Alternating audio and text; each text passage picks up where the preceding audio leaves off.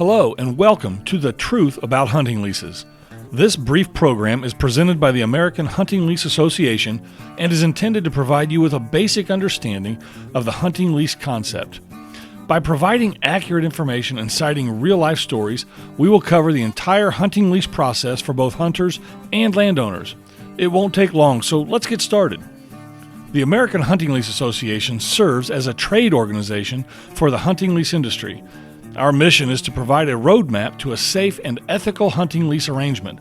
We also lend our logo and stamp of approval to hunting lease companies that have met our industry's high standard for itself. The AHLA is dedicated to protecting the hunting lease concept through meeting the needs of hunters, landowners, and professional hunting lease companies and their agents.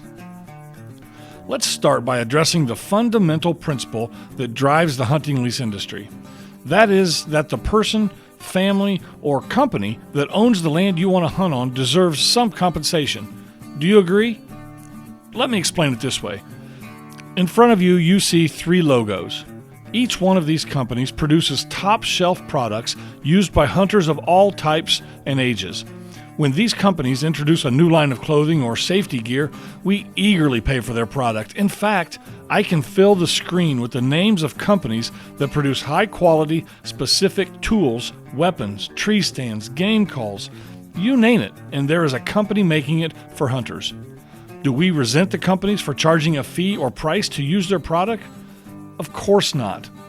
The hunting lease concept is simply founded on this principle. The first company or person we should take care of is this one. This is your landowner. He or she pays the property taxes, pays for maintenance, pays for fertilizer, seed, machinery costs. The list seems never-ending. They also assume the greatest risk by inviting hunters onto their property. They deserve every penny a hunter or hunt club is willing to pay to access and hunt on their farm. Now, many people don't know this, but the hunting lease actually dates back nearly 90 years to Texas. In the 1930s, large landowners found that they could invite trappers onto their ranches for a fee. The trappers were thrilled to have access, and the ranchers made a little extra money too. Soon after that, large timber and paper companies began using the hunting lease all over the South. It wasn't long before hunters began forming hunt clubs, which allowed them to lease even more land. To this day, many of those original hunt clubs, like you see here, still exist, and some even on the same ground the founders of those clubs got started on. One of the misconceptions about hunting leases is that they're just a contract or just a piece of ground. This quote from Chris Kyle's autobiography, American Sniper, describes a hunting lease perfectly. I don't remember when I started hunting, but it would have been when I was very young. My family had a deer lease a few miles from our house, and we would hunt for every winter. For you Yankees, a deer lease is a property where the owner rents or leases hunting rights out for a certain amount of time. You pay your money, and you get the right to go out and hunt. You all probably have different arrangements where you live, but this one is pretty common down here. Besides deer, we'd hunt turkey, doves, quail, whatever was in season. We meant my mom, my dad, and my brother, who's 4 years younger than me.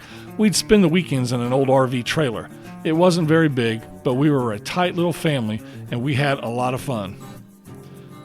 A hunting lease is just that. It's an experience. It's the times you spend with your family or your friends, and all the great times you have hunting, camping, and just enjoying the outdoors.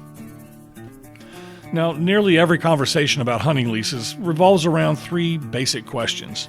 So let's use those questions as our guideline for the rest of the presentation. Those questions are, how does a hunting lease work? How much should I expect to pay, and what do I get for my money? And what is the best way to find a good hunting lease? A hunting lease is a simple agreement between a landowner and a hunter or group of hunters, known as a hunt club, to access the landowner's property.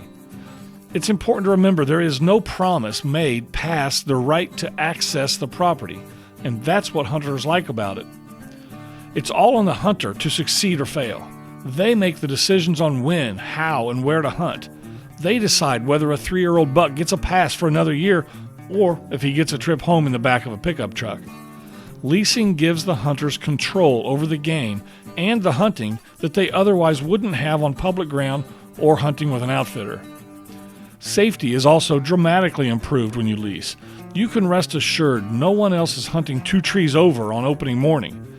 This isn't just safer, it makes for a much better experience. And all of this happens typically year-round, not just for 5 days. Most hunting leases are for a full year, which means the hunt club can turkey hunt, shed hunt, hang stands in the summer, and put out their own trail cameras. It really is a dream arrangement for hunters. Now, of course, landowners get to see one very obvious benefit to leasing their property, and several not so obvious. The additional revenue that a hunting lease can provide a landowner can be significant, and it's important to remember that many of the good folks that own ground are now living on a fixed or reduced income. In a time when taxes are rising along with medical bills and retirement costs, a little extra money can mean the difference between keeping or having to sell their land. Now, I mentioned that some not so obvious benefits exist for landowners. The number one problem that landowners mention to us is trespassing. Will leasing to hunters reduce trespassers? And the answer is yes. The fact is that hunters establish a presence on a property, and once trespassers see the same few trucks parked in the same spots, and the new no trespassing signs go up with the word leased on it, they usually get the message that it's not worth the trouble now that someone with serious intentions is hunting the farm. The hunting lease can also help with controlling hunter numbers. Who is hunting on your farm? Trash and just general disrespect from hunters that may have been hunting for free or with little accountability. When you consider a landowner's options if they don't lease their land, they don't favor the hunter. That much is certain. A landowner that may be looking for additional revenue streams may have to sell their land piece by piece or sell it entirely to a developer. Either way, if you are hunting on that ground prior to the sale, you aren't hunting it anymore. And in this way, we can accurately say that leasing not only increases access to hunters, it also preserves quality game habitat. It's actually undisputable. So the golden question, how much money will a good hunting lease cost me? Well, the answer is not as much as you probably think. Here are the features that you should look for in a good lease, and these features will determine the price asked by the landowner. Huntable acres is a concept that describes the actual acres on a farm you can expect to harvest an animal. A good rule of thumb is to double the acreage of woods or timber on a farm, and that gives you a pretty good idea of how many huntable acres exist. The idea is to pay for the acres you can hunt on. For example, if there is 15 acres of timber in the corner of a 100-acre field, you can expect to hunt on about 30 acres of this farm, possibly 40. That allows for sitting in a tree on the edge of the timber and shooting into the field. And you may have access to the whole 100 acres, but for pricing purposes, you should pay for the 30 to 40 that are huntable. Now, when it comes to crucial features on a lease, good access is king. The best ground in the best county in the best state is worthless if you can't get to it. In this example, you see what looks like a tremendous piece of hunting ground. But if your access here is only from the south, and there is standing corn through the end of November, how much would you pay to hunt for it? Listen, some hunters don't mind walking a quarter of a mile through wet standing corn on a cold, dark morning. But most of us do. This will affect the value of this farm. Nearly all of the features can be found on this next farm. If you have looked at many aerial maps, you can see the diversity on this farm, from the rolling timber in the back to the crop fields up front. The clear cut on the east side is likely a grown-over bedding area, or it can be used for access on days when the wind is out of the west. This farm, from looking at the aerial, would appear to be a terrific candidate for a hunting lease. However, you should always inspect a farm in person before you pay for a lease. Meet your landowner and share your thoughts with him or her. It may be the key to keeping that lease for the long term. Now, what do you think may have happened to the small cutout on the south end of this property? Is it possible the owner sold that little piece off to make some extra money? Sure it is. And as they get older and use their farm even less, what do you think could happen to the rest of the land along that road? Exactly. By offering to lease this land, you may have an impact on that ground remaining just as you see it here. let me share with you a true story of 6 friends that decided to lease hunting ground for the first time. After losing their longtime hunting spot, they were forced to find an alternative. Instead of dealing with the uncertainty of public ground, they took to the internet and decided to use a professional hunting lease company to help put them on quality ground. Just a few days later, they had decided on a 205-acre piece of hunting heaven in southeastern Indiana. Every acre on the farm was huntable, access was limited but doable, and the diversity was off the charts. This was it. The lease price for that farm was $4,200. Now, at first glance, that amount seems like a lot of money, and truth be told, it is a significant investment. But not everything is as it seems. A word to the wise: do the math for your portion of the lease before telling your wife. It will help you avoid a scene like this one. The actual cost per hunter on this lease was only $700. Still a significant amount of money, but most would agree it is manageable. These friends each worked out methods for saving the money, from working overtime shifts or to cutting back on golf. The result was several years of hunting and camping fun between friends. It's also important to remember that a lease is not a guarantee that you're going to kill a giant buck or a limit of ducks. What a lease does deliver on is access. You will have the opportunity to pursue trophy animals and spend quality time with your family and friends. Remember to set your expectations as a group before you ever secure your lease. This will ensure everyone involved has a memorable and worthwhile experience.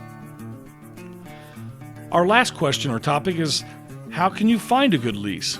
And basically there are 2 options: the do-it-yourself method or by using a professional leasing company. If you decide to use a professional leasing company, there are a few things we want you to keep in mind. First of all, do some background checking on the company you're working with. With the rise in popularity of hunting leases, the landscape has become dotted with here today, gone tomorrow companies that have very little experience. The AHLA has developed the Certified Associate Program to help guide hunters and landowners to reputable companies. Companies that have agreed to our standard of best practices and ethics agreement will display this logo on their website and literature. We highly recommend using these companies to secure your hunting lease. Using a professional hunting lease broker or agent has many benefits. The ability to speak with someone who has personally inspected a property is invaluable, and their knowledge of the business and the landowner will ensure the landowner-hunter relationship is secure. A professional leasing company website can be viewed as a large car dealership. Hunters and landowners can go to one location, their website, and see every available property. You can shop around by selecting properties in other states and viewing recent pictures of the timber or crop fields on that property. It is incredibly convenient and can save you hundreds of dollars in gas and travel money. Lastly, like a dealership, all of the paperwork, the lease agreement, and the insurance are taken care of for you by the company. You have one responsibility, and that is simply to enjoy yourself. Your other option is to do it yourself. Many hunters have had success posting on Craigslist or social media, and while this method may be cheaper in the short term, it certainly has its drawbacks. It can be very time intensive, and you might get very little to show for your efforts. You may think, what's wrong with knocking on doors until someone agrees to let you hunt? Nothing at all is wrong with that approach. But if you want to knock on fewer doors, try this next time. Download and print one of the AHLA's hunting lease insurance brochures and one of our sample lease agreements. And when you knock on that door, introduce yourself and explain to the landowner that you want to protect them and yourself, and you'd like to discuss a hunting lease arrangement. You may be very happy with the result. The cornerstone to any hunting lease arrangement is the relationship between the hunters and the landowner. And that is why the AHLA provides all the tools needed to make sure that relationship is protected and the hunting lease works for everyone. Essentially, there are just 2 components that must be included in every hunting lease, and they are a written agreement and a hunting lease liability insurance policy. The AHLA offers a free written agreement with every purchase of one of those insurance policies. Our agreement sets the standard followed by the entire industry and has served as a binding contract in thousands of arrangements. And like any relationship, communication is key.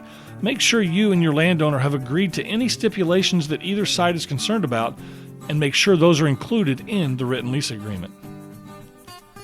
The second vital component is the hunting lease insurance policy. Anytime a landowner invites guests or charges a fee to access his or her property, there's a liability risk that has to be addressed. This risk is mitigated by a liability policy that protects the landowner, the hunt club, its members, and their guests. When you purchase your insurance policy, it is imperative that the landowner be listed as an additional insured. As an additional insured, they will enjoy the full coverage of the policy. The AHLA includes this important feature at no additional cost to the hunter or the landowner. The AHLA is proud to offer the industry's most affordable and comprehensive policy, and we pair that with our simple online purchasing process. We know what's important to you because we hunt. The same things are important to us, and that is simple and inexpensive coverage. Most policies, in fact, insure leases up to 500 acres for just $175. Thank you so much for taking the time to watch this presentation.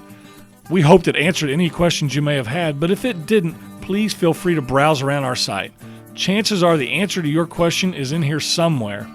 Best of luck, and as always, please hunt safe.